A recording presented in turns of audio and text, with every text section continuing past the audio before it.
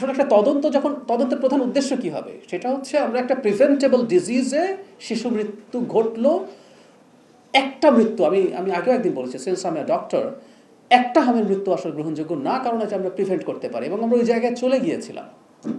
সেখানে এই সংখ্যাটা এখন 400-র মতো।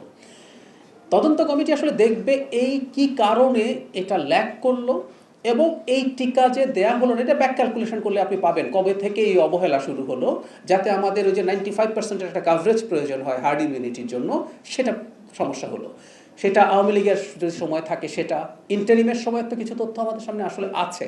আমরা ইউনিসেফের প্রতিনিধিকে পাবলিকলি ইন্টারভিউ দিয়ে বলতে শুনেছি যে তারা সরকারকে কিন্তু অ্যালার্মিং দিয়েছিলেন যে তারা যেভাবে প্রকিওর করতে চাচ্ছেন এটা সংকট তৈরি করতে পারছে। এগুলো তাদের জায়গা, কিন্তু তার কথাই যে শতভাগ সঠিক তা না। তদন্ত কমিটি সবই যাচাই বাছাই করে দেখবে।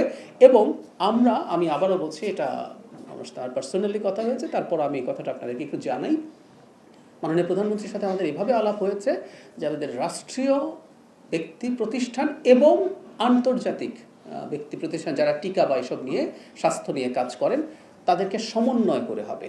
কমিটিটা যখন তৈরি হবে, কারা কারা সদস্য, আমরা নিশ্চয়ই জনগণকে সেটা জানাবো, এবং আমরা আশা করি সেটার কাজ খুব দ্রুতই শুরু হবে। হসপিটালগুলোতে যেভাবে ট্রিটমেন্ট তাদেরকে দেওয়া হচ্ছে, তাদেরকে সর্বোচ্চ আন্তরিকতা এবং সতর্কতার মাধ্যমেই সেটা দেওয়া হচ্ছে। আমি আপনার সাথে একমত যে জরুরি অবস্থা দিলে যা যা করণীয় করণ সেগুলো ইনফ্যাক্ট আমরা করছি, এবং আমি একমত যে প্রচারণা আমরা আরও বাড়ানো দরকার, এবং মিসিং চিলড্রেন আছে কিনা, কারণ সংখ্যা যদি অনেক কম থাকে, কেউ যদি বড় সংখ্যার শিশু যদি টিকার বাইরে থাকে, সমস্যা হতে পারে, আমরা করবো। এবং আমি এটার সাথেও একমত যে সরকারের দিক থেকে ফ্যাসিলিটিস আরও বাড়ানো দরকার, এবং কতটা বাড়িয়েছি পরিসংখ্যান নেই, আমি পরিসংখ্যান দেবো। আর মাননীয় স্বাস্থ্যমন্ত্রী অনেক জায়গায় যাচ্ছেন কি যাচ্ছেন না, আমার কাছে একটা জিনিস মনে হয়, don't take it otherwise please, উনি যাচ্ছেন, যাওয়া উচিত আছে, কিন্তু আসলে একটা স্বাস্থ্যমন্ত্রী চাইলেই অনেক জায়গায় যেতে পারবেন না। আমাদের আসলে প্রয়োজনটা কি? আমাদের প্রয়োজন হচ্ছে একটা সিস্টেম ডেভেলপ করা, যে সিস্টেমটা ইটসেলফ কাজ করবে। আমি মনে করি আমাদের স্বাস্থ্যের যে সিস্টেমটা আছে সেটাকে সর্বোচ্চভাবে কাজে লাগানোর চেষ্টা আছে। আর আমি আবারও বলি, কেউ বলতে পারেন যে আমরা প্রিভিয়াস রেজিমের উপর দায় চাপিয়ে দিতে চাইছি।